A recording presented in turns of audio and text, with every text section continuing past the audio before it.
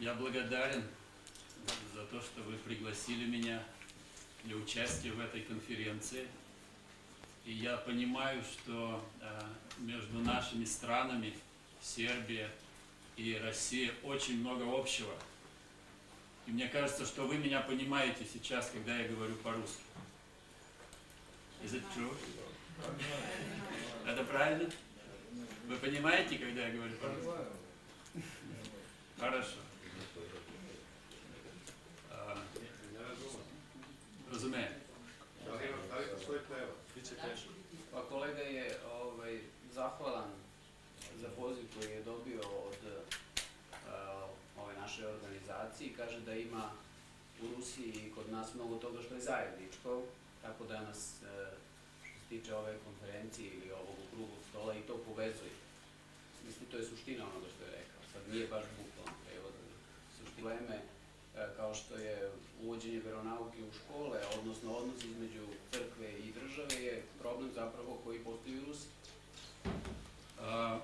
Мне удалось жить и до перестройки, до гласности в России. Imao sam čast da živim i pre perestrojke u Rusiji i posle perestrojke u Rusiji. И я вижу огромнейшую разницу между тем, как обстояли дела с религиозной свободой, с толерантностью в бывшем Советском Союзе и как обстоят дела сегодня в I России. vidim ogromnu razliku u odnosu države prema religiji pre perestrojke i posle.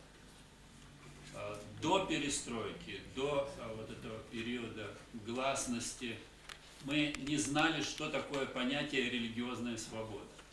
Pre perestrojke nismo znali šta znači pojem religiozna sloboda.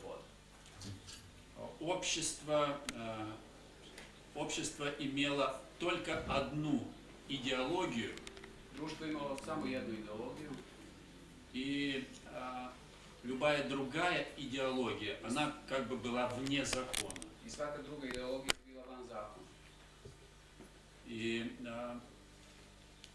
как, например, человек верующий, я находился постоянно под давлением вот этой одной единственной идеологии. I kao čovjek koji veruje, bio sam neprestano pod pritiskom te ideologije. Сегодня я бы сказал, что в России ситуация, наверное, самая благополучная, что касается религиозной свободы. Danas bi već mogli da kažemo da je situacija sasvim drugačija što se tiče religije. Zapravo poželjna. И может быть, вот это резкое изменение от ситуации, когда была только одна господствующая идеология, к ситуации, когда все дозволено, все разрешено, это тоже не очень хорошо. Nije dobro da je ona oštra razlika između ovoga i onoga. Да, это как бы Ni to nije poželjno. две крайности. To su dve krajnosti. Две крайности. Может быть, сегодня в современной России недостает такого здравого, сбалансированного подхода к принципам взаимоотношений между церковью и государством, к принципу религиозной свободы. Da u savremenoj Rusiji možda ne postoji izbalansirani odnos između države i religije, i crkve i slobode. Поэтому вот все эти вопросы, как выстраивать взаимоотношения между церковью и государством, каким должно быть образование в школе, в университете, они очень насущны, очень актуальны и серьезно обсуждаются сегодня. A sve je to vrlo potrebno sada u Rusiji. Учитывая то, что сегодня конференция обсуждает, очень серьезно обсуждает вопрос образования, светского образования, религиозного образования, взаимоотношений между церковью и государством, я хотел бы рассказать о том, как в России обстоят дела сегодня.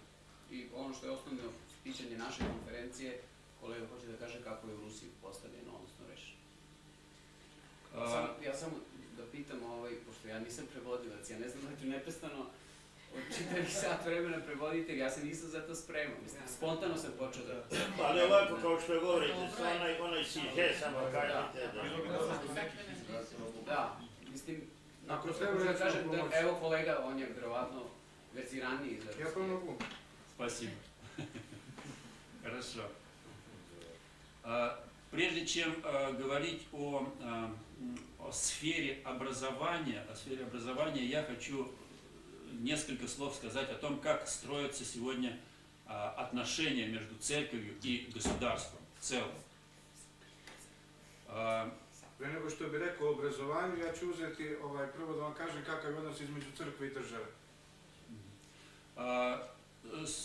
Вот эти отношения между церковью и государством регулирует специальное законодательство о религии. Odnos između crkve i države reguliše specijalni zakoni koji su doneti na nivou države.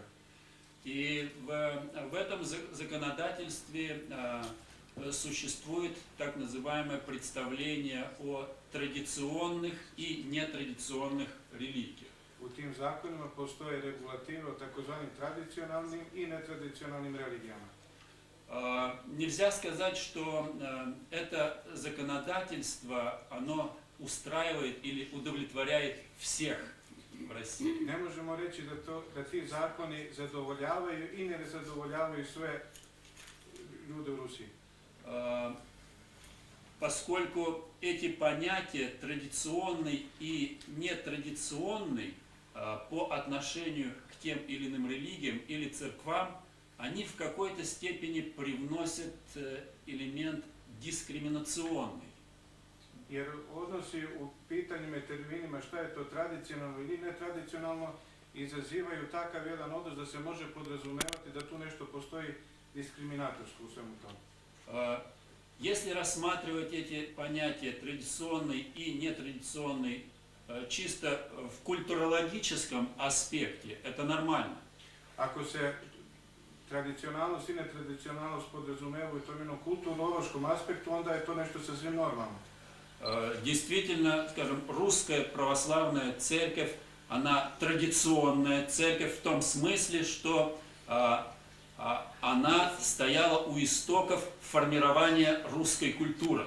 Zato možemo reći da Ruska pravoslavna crkva je u tom smislu tradicionalna jer se nalazi u samim temeljima, na samom izvoru ruske crkvene istorije i kulture ruske.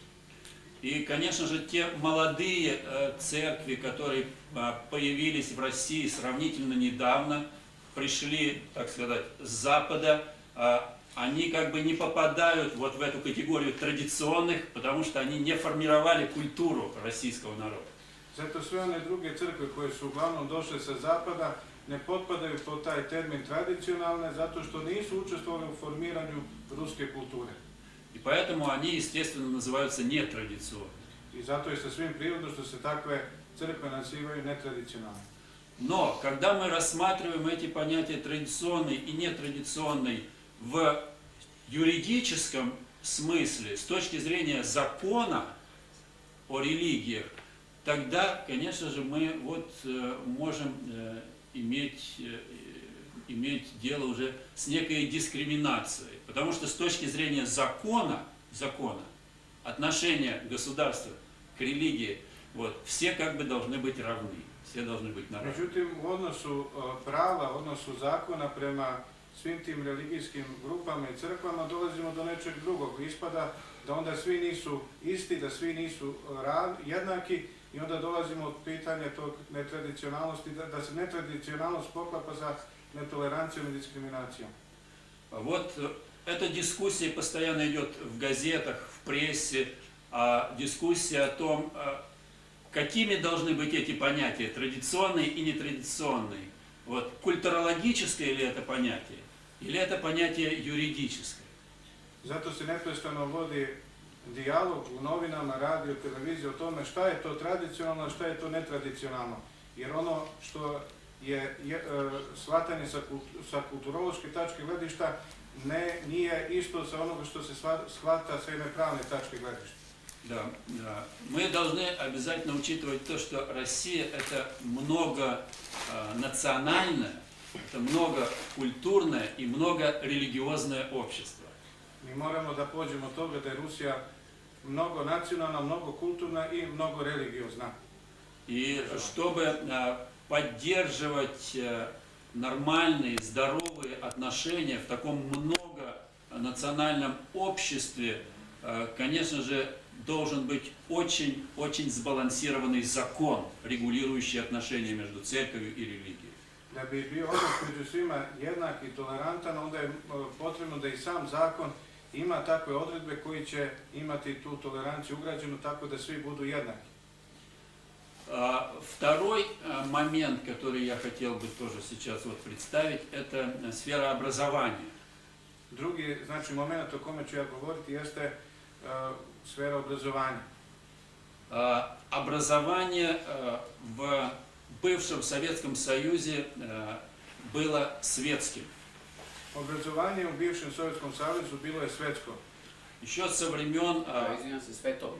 Svetovno, da. Da, ipak je isto. Laičko, da. Laičko, da. еще со времен Октябрьской революции 1917 года вот, церковь была отделена от государства, а школа отделена от церкви. Još od vremena Oktobarske revolucije 1917. godine crkva i država su bili odvojeni, a škola je bila odvojena od crkve, od religije. После перестройки, когда появилась возможность церкви быть более активной и в общественной жизни, Posle perestrojke, kada je došao period da crkva može biti aktivnija u javnosti i u javnom životu, kada je ona zauzela drugo mjesto, естественно, встал вопрос и об участии церкви в сфере образования. znači pojavilo se pitanje o učešću crkve u sferi obrazovanja.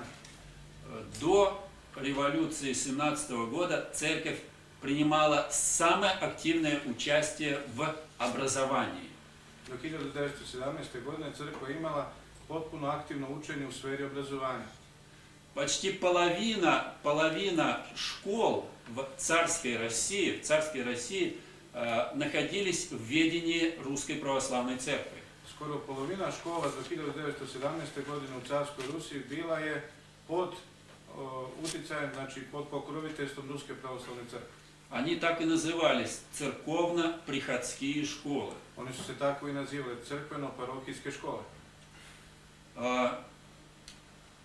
Сегодня, конечно же, этот принцип отделения церкви от школы, он остается в силе, он сохраняется. I danas taj princip odvajanja crkve i države ostaje na snazi i ništa se nije izmenilo. И если в самом начале перестройки можно было священнику либо Русской Православной Церкви, либо протестантскому пастору свободно приходить в школу и давать уроки религии, то сегодня это запрещено. Ako je u vremenu posle perestrojke bilo dozvoljeno da sveštenik pravoslavne crkve ili druge crkve može da dođe da drži časove o religiji, to je sada već zabranjeno. Нет даже возможности по выбору, по желанию учащихся в школах изучать закон Божий или вероучение, скажем, церкви. Такого нет. Čak i ako bi se učenici sami opredelili, tražili na svoj zahtjev da se drže časovi o zakonu Božjem, o veronauci, to je sada zabranjeno, nije dozvoljeno. Но что интересно, в сфере высшего образования, на университетском уровне в России в каждом университете практически открылись факультеты теологии или богословские факультеты. Što se tiče univerziteta, pri svakom fakultetu su otvoreni posebni fakulteti u izučavanju, znači, religije. Где-то 2 года назад Министерство образования Российской Федерации разработало государственный стандарт по теологии. Negdje pre 2 godine nazad državni univerzitet, znači ministarstvo, su donijeli odluku kako i na kom nivou će se izučavati teologija.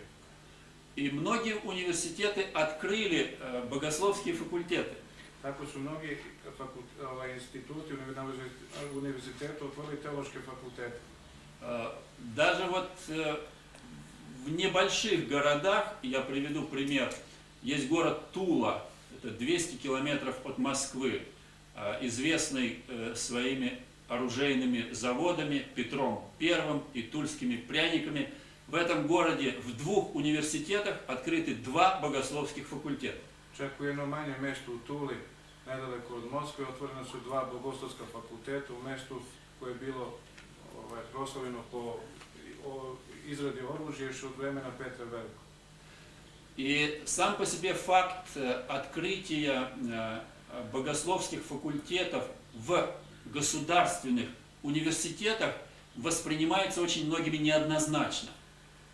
Čak i sama ta činjenica da na univerzitetima se pojavili bogoslovski fakulteti, teološki fakulteti, za mnogi to razmatraju sa različitih tačaka gledišta. Znači ne postoji jednoobrazan stav po tom pitanju. Некоторые, можно так сказать, нейтрально настроенные ученые, которые раньше преподавали религиоведение в государственных университетах, считают, что теология не может быть нейтральной. Neki koji su ranije na univerzitetu predavali uvod u religiju i uopšte pojmove o religiji, smatraju da taj problem ne treba smatrati i odnositi se prema njemu neutralno. О какой теологии идет речь, когда она преподается в государственном университете? A o kakvoj teologiji može biti reči kada se predaje na državnom univerzitetu? Есть теология Русской Православной Церкви. Teologija jeste sama po sebi teologija Ruske pravoslavne crkve. Есть католическая теология. Katolička teologija. Есть протестантская Protestantska. теология. Какая теология должна преподаваться в государственном университете? Prema tome, ako sve te teologije postoje, kako onda teologiju predavati на državnom univerzitetu? И почему только христианская теология должна преподаваться, если Россия многорелигиозная страна? I zašto onda predavati samo hrišćansku teologiju ako je Rusija mnogonacionalna zemlja? Многоконфессиональная. Ima Да. više konfesije religija. В России очень большое представительство ислама или мусульман. U Rusiji ima veliki broj muslimana, В России очень много буддистов. ima veliki broj budista, В России очень много евреев. vrlo veliki broj jevreja. Поэтому вот сам по себе факт появления богословских факультетов, он вызвал некоторую дестабилизацию в общественном сознании. Zato pojava tih teoloških fakulteta uzrokovala jednu destabilizaciju svih tih odnosa na univerzitetu i javnosti. И этот вопрос сегодня тоже очень широко дискутируется и обсуждается.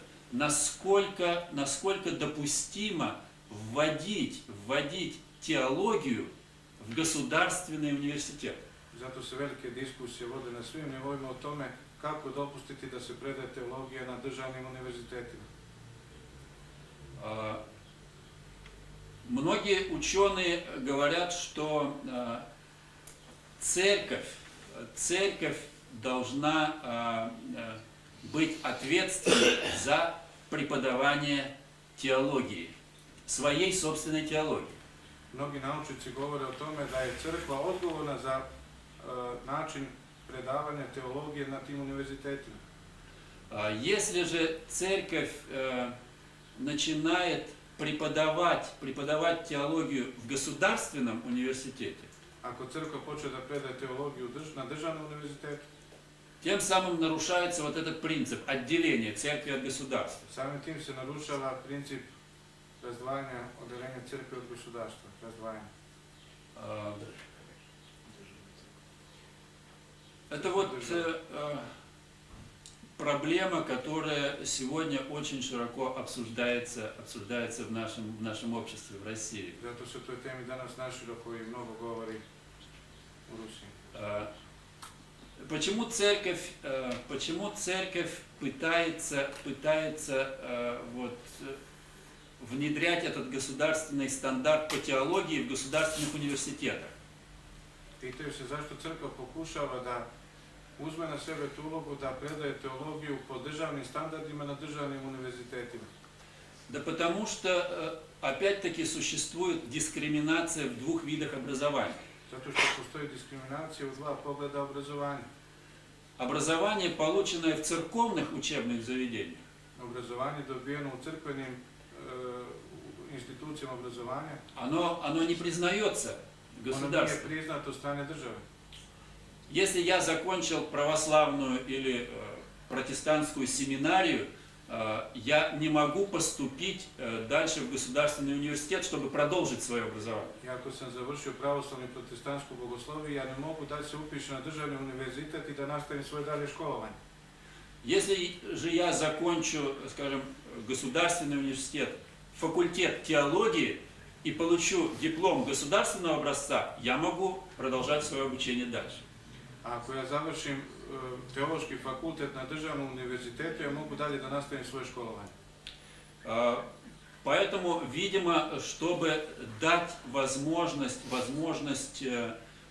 продолжения обучения, вот Русская Православная Церковь и решила использовать вот такой вариант открытия богословских факультетов в государственных университетах. Znači, da bi se rešilo to pitanje, da bi se moglo nastaviti religiozno obrazovanje, Ruska pravoslavna crkva iskoristila taj moment i učestvovala je, znači, u otvaranju tih teoloških fakulteta na univerzitetu da bi moglo da se nastavi duhovno obrazovanje.